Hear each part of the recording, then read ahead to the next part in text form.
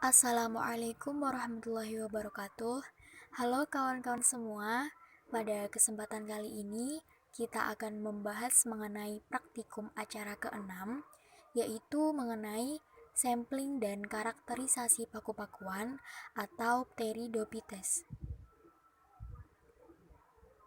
Sebelum kita melakukan praktikum, alangkah lebih baiknya kita mengetahui tujuan diadakannya praktikum kali ini. Tujuannya yaitu yang pertama, mahasiswa dapat mendefinisikan habitat atau nichea paku-pakuan atau pteridopite. Yang kedua, mahasiswa dapat menerapkan teknik sampling yang benar pada paku-pakuan atau pteridopite. Yang ketiga, mahasiswa dapat mendata karakter-karakter yang dimiliki oleh spesimen sampel paku-pakuan atau pteridopite. Nah, kemudian kita akan membahas sedikit mengenai klasifikasi tumbuhan paku. Klasifikasi tumbuhan paku menempatkan tumbuhan paku pada tingkat divisi Pteridopitae dengan pembagian kelas menjadi 4 kelas. Yang pertama kelas Silotinae, yang kedua kelas Lycopodinae, yang ketiga kelas Equisetinae, yang keempat kelas Filicinae. Assalamualaikum warahmatullahi wabarakatuh. Perkenalkan sebelumnya, nama saya Jihan Syifa Fauzia dari Fakultas Sains dan Teknologi Prodi Pendidikan Biologi UIN Wali Songo Semarang. Untuk kesempatan kali ini, saya akan melakukan sebuah praktikum mengenai Pteridopita atau tumbuhan paku untuk memenuhi tugas mata kuliah Sistematika Tumbuhan. Baiklah, untuk contoh tumbuhan paku pada praktikum kali ini yang pertama adalah Pteris vittata. Tumbuhan paku ini biasanya bisa kita temukan pada daerah tropis maupun daerah subtropis. Dan biasanya tumbuhan ini melekat pada tembok-tembok rumah, tumbuh di tanah, atau bisa juga tumbuh pada tebing yang memiliki kelembapan.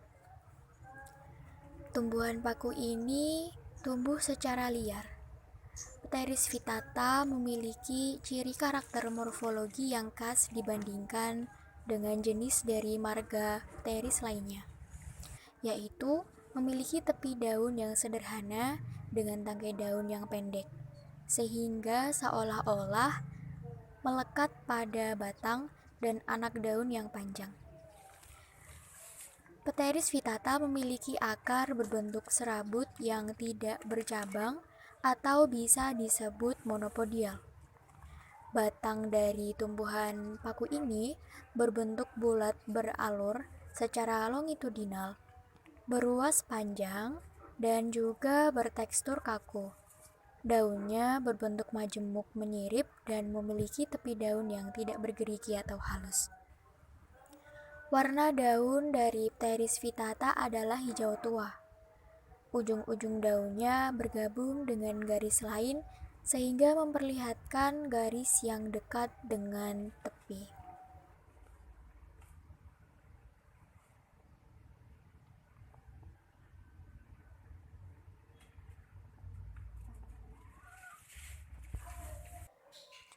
Contoh tumbuhan paku yang kedua adalah Microlepia speluncae.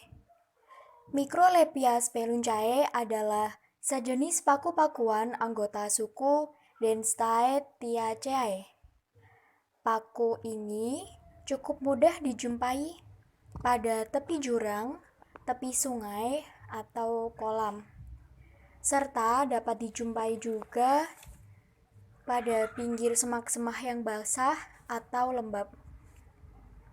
Tumbuhan ini juga dapat tumbuh di tanah.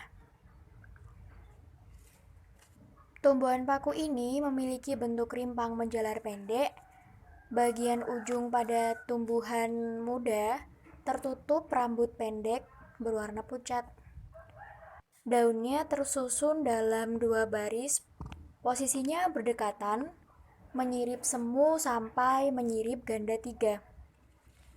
Tangkai daunnya panjang berkisar antara 20-45 cm dengan diameter 2-8 mm. Warna daunnya hijau sampai agak keunguan. Permukaannya sedikit berambut. Kemudian di pangkalnya tanpa rambut. Helai daunnya segitiga hingga berbentuk bulat telur memanjang.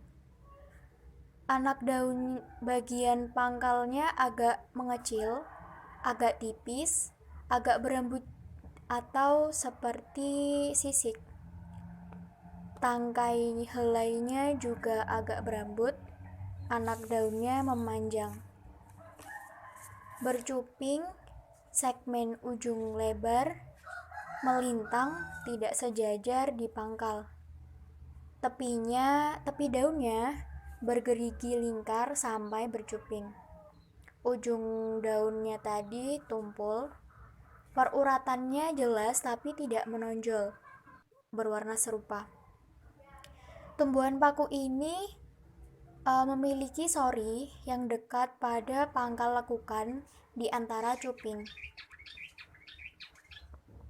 Ukurannya berbeda-beda dengan hidatoda di permukaan sebaliknya. Indusium berbentuk mangkuk, terpotong di atas, dengan sedikit sampai banyak rambut. Sporangianya banyak, sering terlindung dari indusium. Tumbuhan ini memiliki spora berbelah 3, berwarna pucat, serta bergerigi halus atau rata. Tumbuhan paku ini memiliki akar serabut.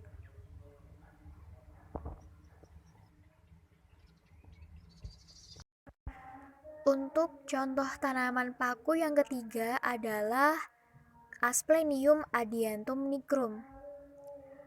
Tanaman paku ini merupakan tanaman semak. Asplenium adiantum nigrum adalah spesies paku umum yang dikenal dengan nama umum Black Splintwort. Limpa ini memiliki bilah daun berbentuk segitiga yang tebal hingga sepanjang 10 cm yang terbagi menjadi beberapa segmen dan terbagi lagi. Nah, itu ditanggung pada tangkai daun hijau kemerahan dan tulang rusuknya berkilau serta sedikit berbulu. Pengamatan pada Asplenium adiantum nigrum ini didapat bahwa rizom atau batang bawah tanah tidak ada. Yang ada berupa akar serabut yang terbenam dalam tanah atau sebagai pelekat di batuan jika menempel atau epifit di batu. Tumbuhan ini memiliki akar rimpang yang pendek dan bersisik. Asplenium umumnya memiliki stip yang pendek, bahkan tidak terlihat. Daunnya duduk dan bertangkai sangat pendek. Tetapi tangkai daun memiliki ciri warna hijau kemerahan dan malai yang mengkilap dan sedikit berbulu.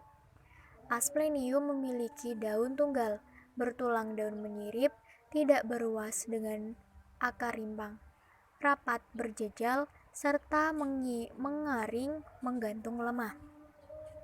Helaian daun tidak dapat lepas dari rimpang, menyirip atau menyirip ganda. Urat-urat daun bebas atau bersambung dengan tulang tepi. Sisi bawah daun setiap segmen memiliki satu atau lebih sori yang diatur dalam rantai.